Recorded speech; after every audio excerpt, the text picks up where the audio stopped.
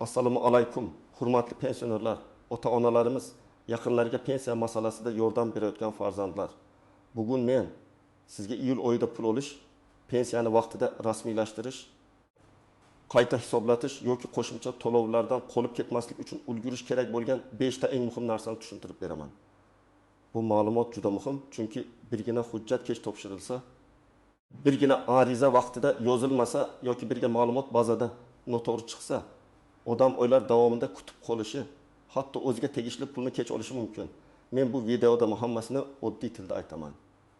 Kimlar xavotir olish kerak? Kimlar xotirjam bo'lishi mumkin? Qayerga borish kerak? Qanday hujjat yig'ish kerak? Arizada nimalar yozilishi kerak? Iltimos, videoni oxirigacha ko'ring. Chunki oxirida men eng ko'p uchraydigan xatolarni ham aytaman. Hozirning o'zida kanalga obuna bo'ling, like bosing, chunki bunday ogohlantirishlar ko'pchilikning pulini saqlab qoladi. Avvallari ko'p pensionerlar pensiya masalalarida faqat bitta narsaga qarardi. Har oyning belgilangan kunida pul tushdimi yoki yo'qmi? Agar pul tushsa, hammasi joyida deb o'ylashardi. Lekin hozir vaziyat boshqacha. Pensiya, nafaqa, qo'shimcha to'lovlar, bank kartasi, yashash manzili, mehnat staji, ish haqi ma'lumotlari, nogironlik yoki boquvchisini yo'qotganlik bo'yicha hujjatlar elektron bazalar orqali tekshirilmoqda. Ya'ni bugun pul olish faqat pensiya tayinlanganiga bog'liq emas. Ma'lumotlaringiz to'g'ri kiritilganmi? Kartangiz faolmi? Arizangiz topshirilganmi? Stajingiz to'liq ko'ringanmi? Shaxsiy hujjatingiz muddati o'tmaganmi? Mana shular ham juda katta rol o'ynaydi. Oldin ko'p masalalar qog'oz papkalar orqali yurardi. Odam pensiya bo'limiga borardi. Xodim hujjatlarni ko'rardi. Kamchilik bo'lsa og'ziga aytardi. Hozir esa ko'plab tekshiruvlar avtomatik bo'ladi. Masalan, sizning pasport ma'lumotingiz, yashash manzilingiz, bank hisob raqamingiz yoki ishlagan yillaringiz bazada boshqacha chiqsa, to'lov kechikishi mumkin. Ba'zan pensioner: "Men 30 yil ishlaganman, nega stajim kam chiqyapti?" deb hayron bo'ladi. Sababi ayrim yillar elektron bazada ko'rinmagan, korxona nomi o'zgargan, arxivga topshirilmagan yoki mehnat daftarchasidagi yozuv noto'g'ri o'qilgan bo'lishi mumkin. Iyul oyi nima uchun muhim? Chunki yil o'rtasi ko'pincha qayta tekshiruvlar, hujjatlarni yangilash, to'lov usulini aniqlashtirish, bank kartalarini almashtirish, qo'shimcha huquqlarni rasmiylashtirish uchun qulay vaqt bo'ladi. Agar odam yo'lda harakat qilsa, keyingi oylar uchun pulini tartibli oladi. Agar kechiksa avgust, sentabr, hatto undan keyingi oylarda navbat, arxiv kutish, tashkilotlardan ma'lumot olish kabi muammolarga duch kelishi mumkin. Men birinchi navbatda har bir pensionerga shaxsiy ma'lumotlarni tekshirtirishni tavsiya qilaman. Bu juda oddiy ko'rinadi, lekin amalda eng ko'p muammo aynan shundan chiqadi. Pasport yoki ID karta ma'lumoti to'g'rimi? Tug'ilgan sana to'liq kiritilganmi? Familiya, ism, otasining ismi bir xil yozilganmi? Yashash manzil amaldagi manzil bilan mosmi? Telefon raqam bog'langanmi? Bank kartasi egasi ma'lumoti shaxsiy hujjat bilan mos keladimi? Bularning hammasi pul olishga ta'sir qiladi. Masalan, bir pensioner ayolni olaylik. U kishi turmushga chiqqandan keyin familiyasini o'zgartirgan, keyin yillar davomida eski hujjatlarda bir familiya, yangi ID kartada boshqa familiya bilan yurgan. Pensiya tayinlangan paytda hammasi qo'lda tekshirilgan va pul tushib turgan.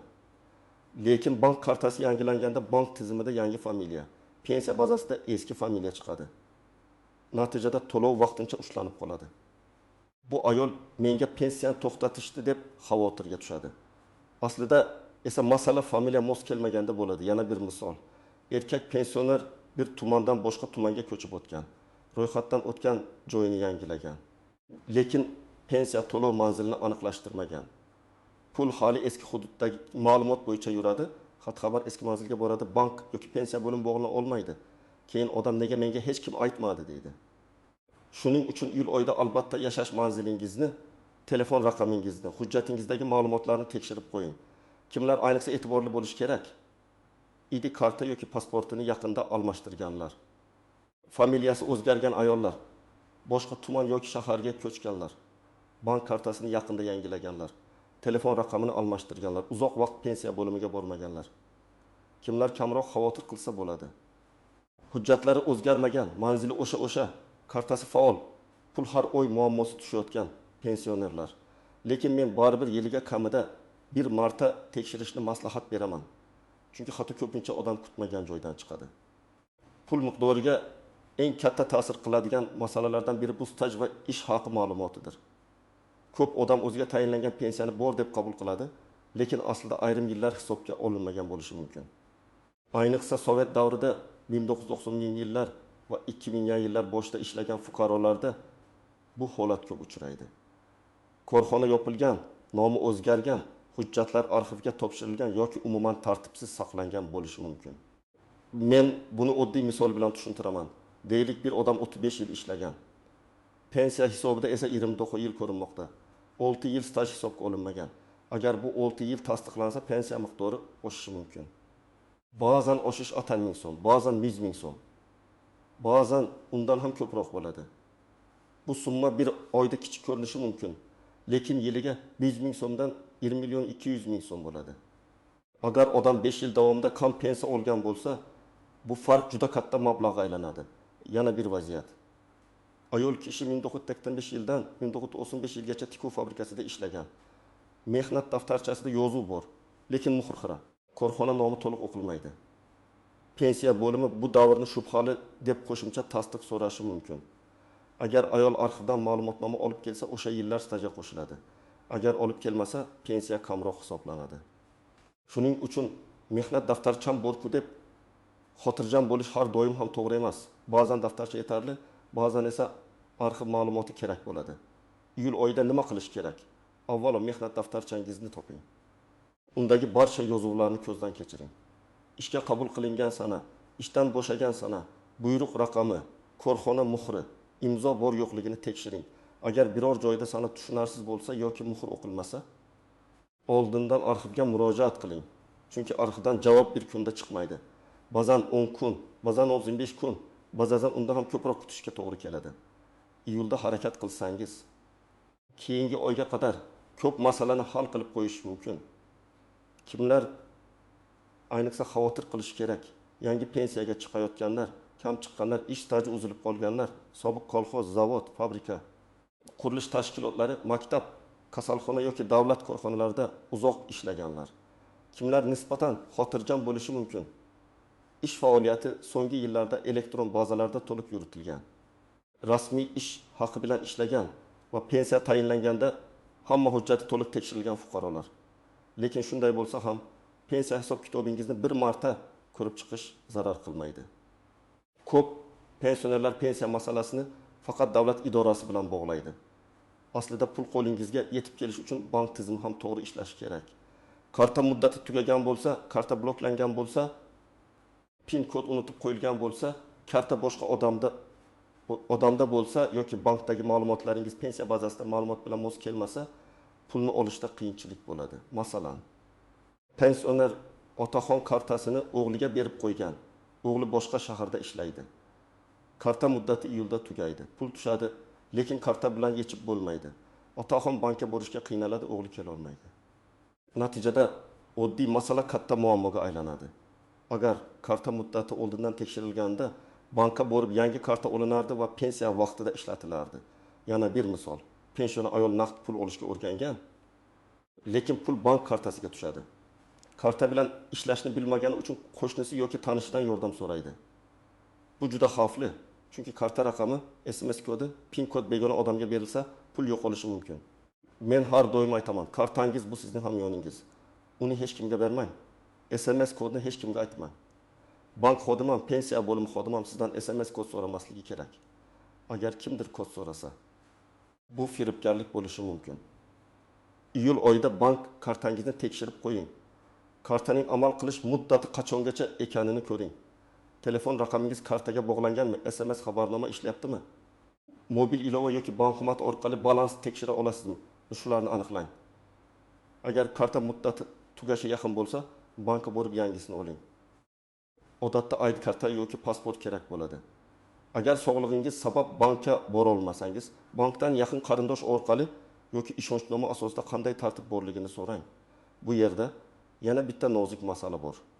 Ba'zi pensionerlar pulni pochta orqali olishni xohlaydi. Ba'zilari bank kartasini tanlaydi. Har bir usulning o'z qulayligi bor. Karta qulay, chunki pul tushganda istalgan vaqtda yechish yoki to'lov qilish mumkin. Pochta orqali esa ayrim keksalar uchun tanish va tushunarli. Lekin qaysi usulni tanlasangiz ham ma'lumotlaringiz to'g'ri bo'lishi shart. Agar to'lov usulini o'zgartirmoqchi bo'lsangiz, ariza yozish kerak bo'lishi mumkin. Buni oxirgi kunga qoldirmang. Ko'pchilik faqat asosiy pensiyani biladi. Lekin ayrim hollarda pensioner qo'shimcha to'lov, ustama yoki ijtimoiy yordamga ham haqli bo'lishi mumkin. Masalan, nogironlik holati, boquvchisini yo'qotganlik, qarovga muhtojlik, urush yoki mehnat faxriysi maqomi, yolg'iz yashovchi keksalar uchun ijtimoiy yordam, kommunal to'lovlar bo'yicha imtiyozlar, mahalla orqali beriladigan moddiy yordamlar bo'lishi mumkin. Har birining tartibi alohida, hujjati alohida, muddati alohida. Men bu yerda aniq narsani aytmoqchiman. Davlat sizning holatingizni avtomatik biladi deb o'ylamang. Ba'zi ma'lumotlar bazada bor. Lekin ba'zi huquqlar ariza asosida ko'rib chiqiladi. Agar ariza bermasangiz, sizga tegishli yordam tayinlanmasligi mumkin. Masalan, bir pensioner ayol yolg'iz yashaydi, farzandlari boshqa viloyatda, sog'lig'i yomon. U mahallaga murojaat qilmaydi. Chunki baribir bermaydi deb o'ylaydi. Lekin hujjat topshirsa, ijtimoiy yordam, oziq-ovqat ko'magi yoki boshqa qo'llab-quvvatlash choralariga kiritilishi mumkin. Murojaat qilmagan odam esa ro'yxatga tushmay qoladi. Yana bir misol. Nogironlik guruhi belgilangan, pensionerning tibbiy xulosasi muddati tugagan. U vaqtida qayta ko'rikdan o'tmagan.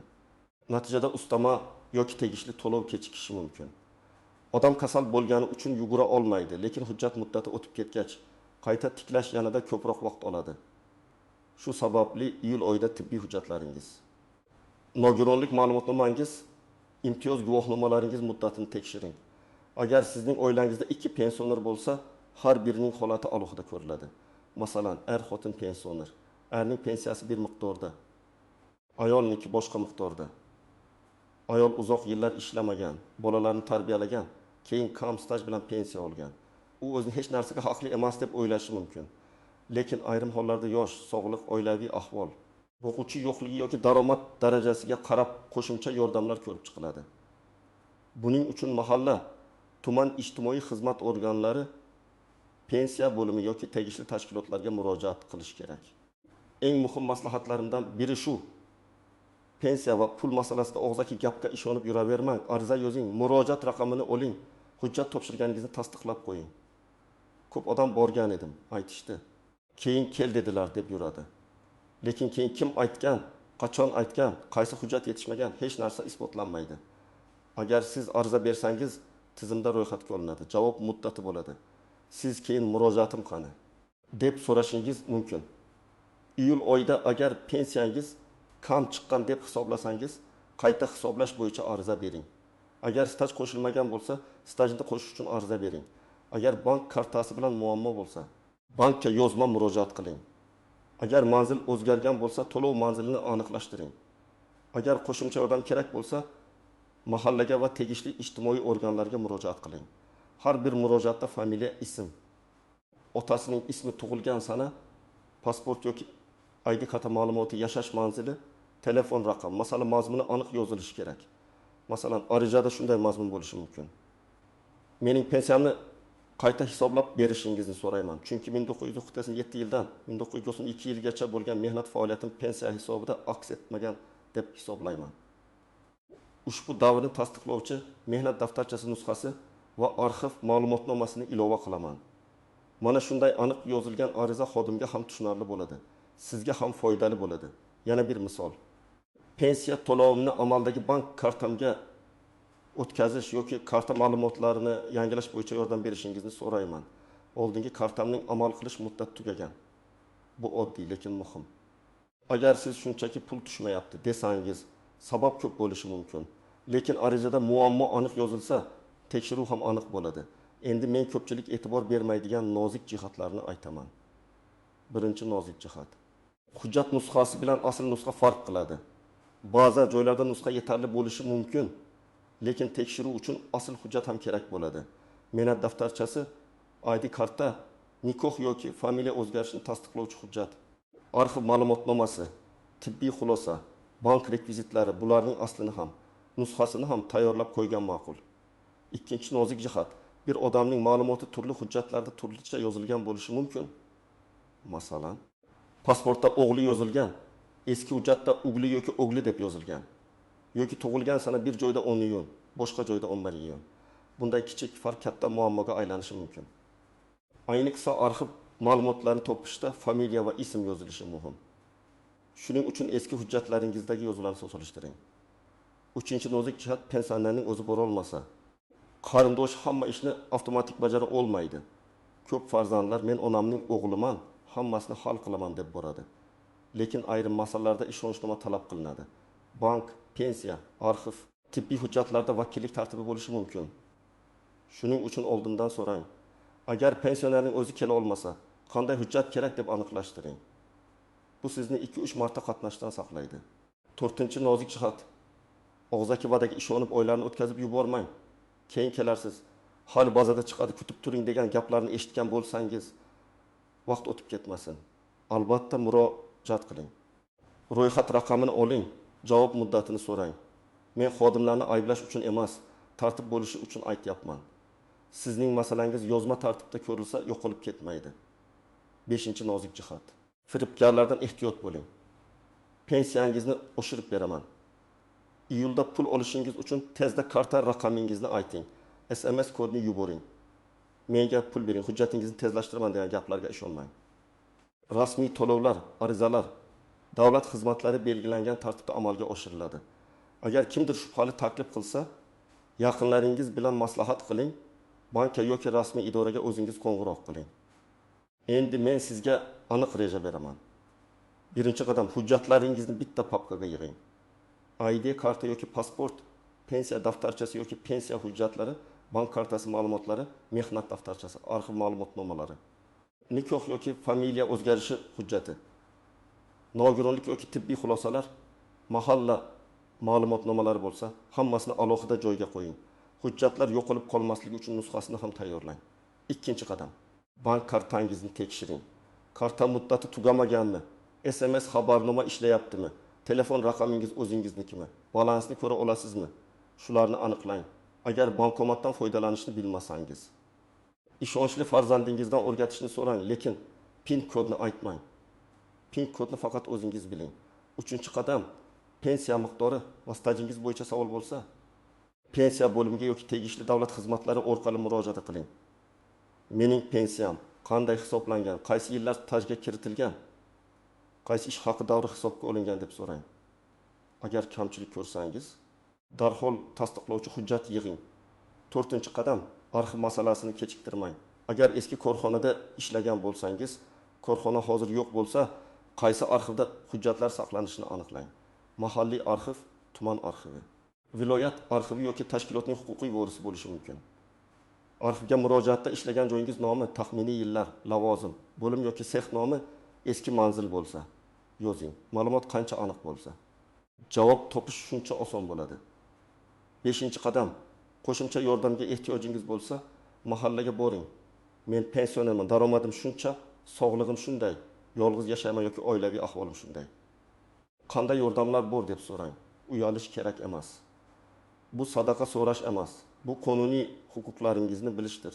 Har bir inson o'ziga tegishli yordamdan foydalanishga haqli. 6-qadam. Hamma murojaatni yozma yoki rasmiy ro'yxatdan o'tadigan shaklda qiling. Qabul qilingan sana, murojaat raqami, kim qabul qilgani, qaysi hujjatlar topshirilgani yozib qo'yilsin. O'zingiz uchun kichik daftar tuting. Qachon qayerga bordingiz? Kim bilan gaplashdingiz? Nima dedilar? Qaysi hujjat yetishmadi? Keyingi kelish sanasi qachon? Hammasini yozing. Bu oddiy odat keyinchalik juda katta yordam beradi. Iyulda ayniqsa quyidagi odamlar shoshilishi kerak.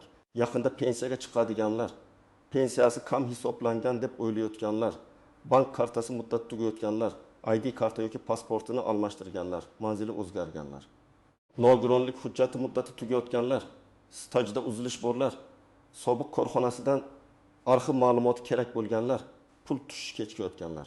Bu odamlar keyingi oy ko'raman deb yurmasin. Har bir hafta muhim. Nisbatan xotirjam bo'lishi mumkin bo'lganlar, har oy pensiyasi vaqtida tushayotgan, hujjatlar yaqinda yangilangan, kartasi faol, manzili o'zgarmagan, pensiya hisob kitobidan norozi bo'lmagan pensionerlar. Lekin men ularga ham kamida 3 narsani tekshirishni maslahat beraman. Karta muddati, telefon raqam, shaxsiy hujjat. Chunki bu uchala narsa to'lovning eng oddiy, lekin eng muhim bo'g'inlaridir. Yana bir muhim gap. Farzandlar ota-onasining pensiyasiga befarq bo'lmasin. Ko'p keksalar hujjat ishidan charchaydi, navbatda turishga qiynaladi, telefon orqali tushuntirishni yaxshi anglamaydi.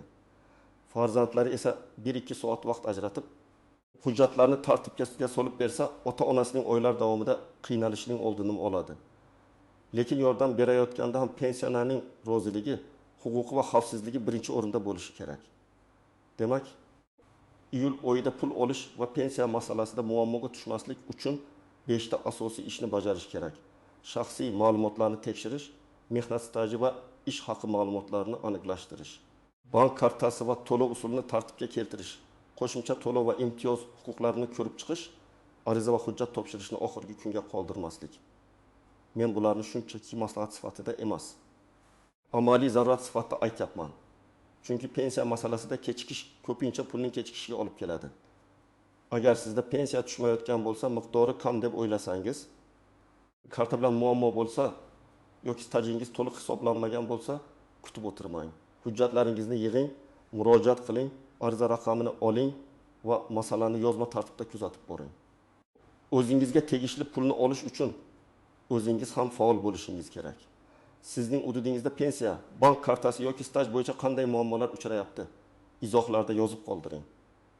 Men keyingi videolarda eng ko'p berilgan savollarga alohida javob beraman. Agar video foydali bo'lgan bo'lsa, albatta like bosing, yaqinlaringizga yuboring va kanalga obuna bo'ling. Chunki bitta to'g'ri ma'lumot ko'pincha bir oilaning pulini, vaqtini va asabini saqlab qoladi.